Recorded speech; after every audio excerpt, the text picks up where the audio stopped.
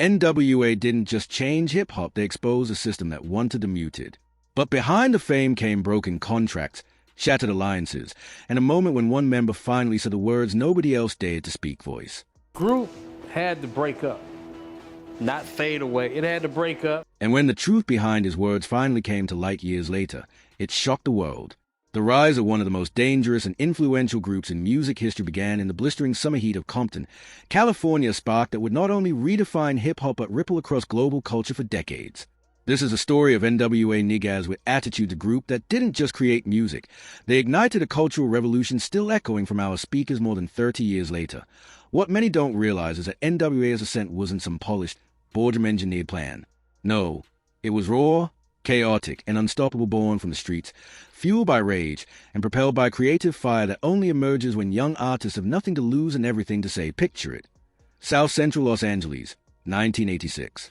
The crack epidemic is tearing neighborhoods apart, racial tensions are at a boiling point, and the LAPD's aggressive policing has left communities on edge. In the eye of this storm, a former drug dealer named Eazy-E Wright is about to make a decision that will forever change the course of music. Him and Dre knew each other. Eazy wanted to be a manager. He brought in these rappers. He asked me to write a song for him. I wrote a song for him, and they hated it. It was called Boys in the Hood. Eazy ended up doing the record because Dre convinced him, so he ended up doing it, and the rest is history. Eazy-E took $250,000 money he'd earned from his street hustles and co-founded Ruthless Records with DJ Yella, a savvy Jewish manager who recognized the raw talent emerging from Compton. But Eazy wasn't just investing money. He brought vision, relentless drive, and a streetwise perspective that no conventional executive could ever understand. The original lineup began to form like pieces of a puzzle only they could see. Dr. Dre, born N.W.A. Young, will become the sonic architect behind their revolutionary sound. Ice Cube, Ashay Jackson, wielded words like weapons, delivering lyrics sharper than anything on the streets. Arabian Prince added DJ skills and rapping prowess, while DJ Yella collaborated with Dre to shape the beats that would define a generation. Mid-1988, MC Ren joined the fold, bringing yet another layer of lyrical intensity to a group already poised to explode. I met Dre when I was 14 years old. I started rapping, and Dre was already part of the wrecking crew. He had a record out called Dr. Dre and Surgery. He was like the most famous person we all know. Their debut compilation, N.W.A. and the Posse, dropped in 1987. It wasn't a commercial blockbuster, but it planted the seeds of something seismic. Early tracks like Boys in the Hood, written by Ice Cube for Eazy-E, and Dope Man weren't just songs, they were raw street documentaries set to beats, exposing a reality that mainstream America had long ignored. But nothing could have prepared the world for what came next. In August 1988, N.W.A. released Straight Outta Compton. It hit the music industry like a Molotov cocktail through a glass window. This wasn't just an album, it was a declaration of war, a manifesto, a brutal, unflinching portrait of street life that refused to apologize, soften its edges, or follow anyone's rules. Produced by the unstoppable duo of Dr. Dre and DJ Yella, the album featured tracks that became instant classics. Straight Outta Compton put Compton on the map. Gangsta portrayed hustling not as glamour, but as survival. And F***K Police, a blistering protest against lap brutality, earned them a 1989 warning letter from the FBI. Yes, the Federal Bureau of Investigation sent a letter to their distributor, Priority Records, urging them to reconsider the song's violent advocacy and citing real-world copycat incidents. Imagine that happening today. Scratch that, imagine the free publicity it generated. Critics call the album misogynistic, homophobic, and violent. Radio refused to play it. MTV wouldn't touch it. Concerts were canceled amid threats, and even the Pentagon investigated the group. Yet every attempt to suppress N.W.A. only amplified their impact. Each boycott, editorial, and outrage drove more listeners to their music. The album went on to sell over 3 million copies and achieved double platinum status, all without major radio play or MTV support.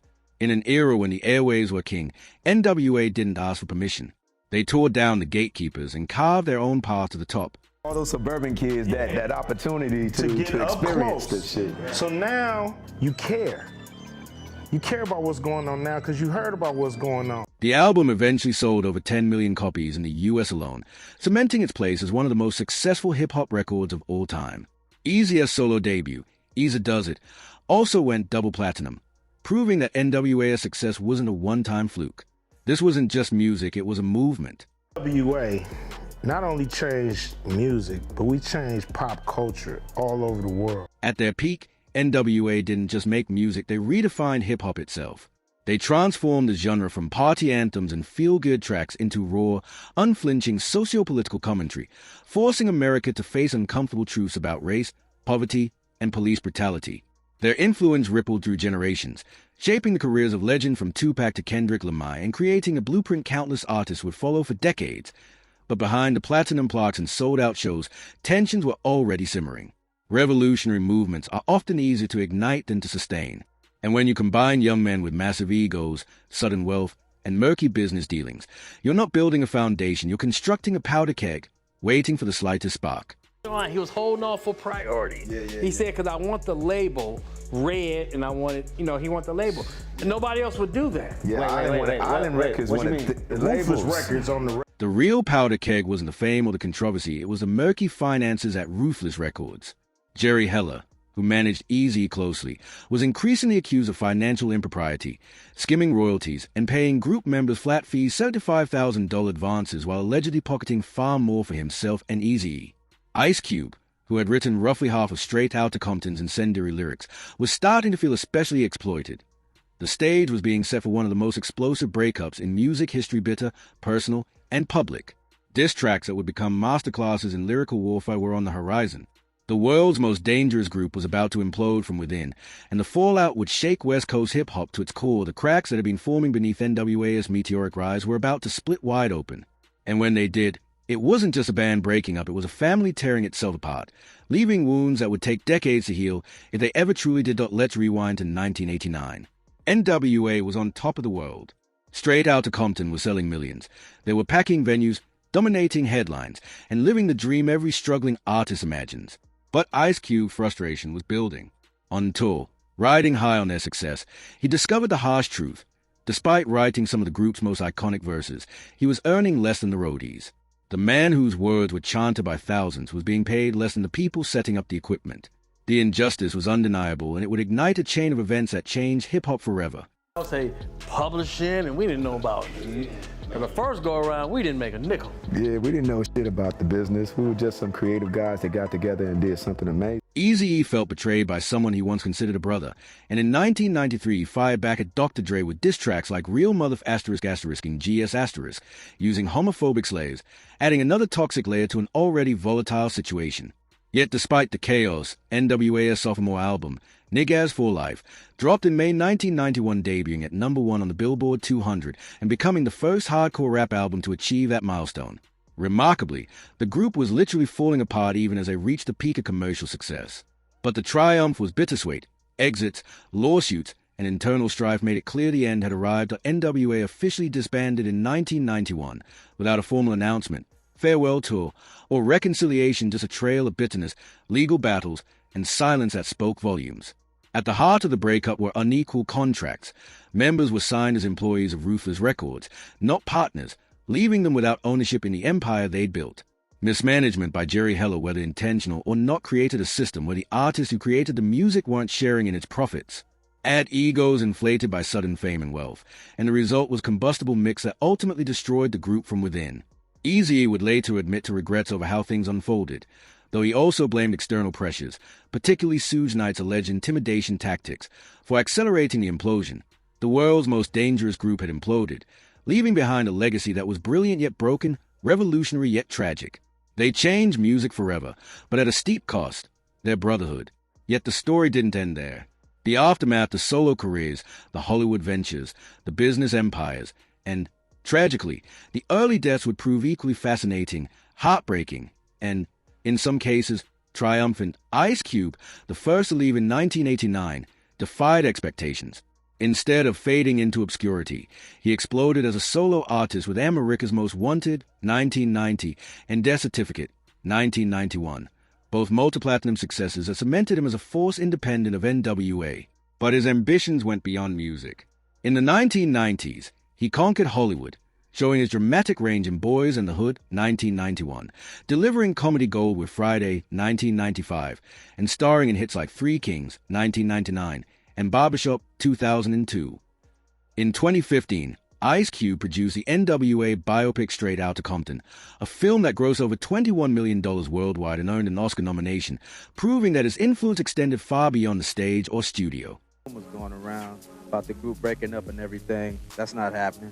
We're still a part of N.W.A. N.W.A. is still together. I just had to move aside for a minute and do my own thing, make a little bit of Dre's money, you know what I'm saying? Ren is doing his own solo thing, and everybody's gonna get paid. Ice Cube continued introducing N.W.A.'s story to an entirely new generation, and in 2016, he was inducted into the Rock and Roll Hall of Fame with a group of validation of everything they had accomplished, despite, or perhaps because of, how it all ended.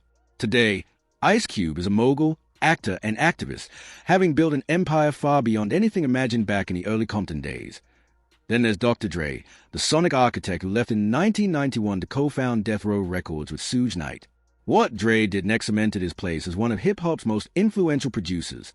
The Chronic, 1992, not only pioneered G-Funk but also launched Snoop Dogg's career. Dre went on to discover and produce Eminem, proving his talent for recognizing and cultivating stars transcended any style or background. His most lucrative move came with Beats by Dre, sold to Apple for $3 billion in 2014, making Dre hip-hop's first billionaire. From a kid DJing house parties in Compton to a musical and business mogul, his rise is nothing short of extraordinary. In 2015, he released Compton, proving he could still craft compelling music decades into his career. Dre reconciled with Ice Cube in the 2000s, mending some wound from their bitter split, attending events like Coachella 2016 while skipping others. But not all the stories had happy endings.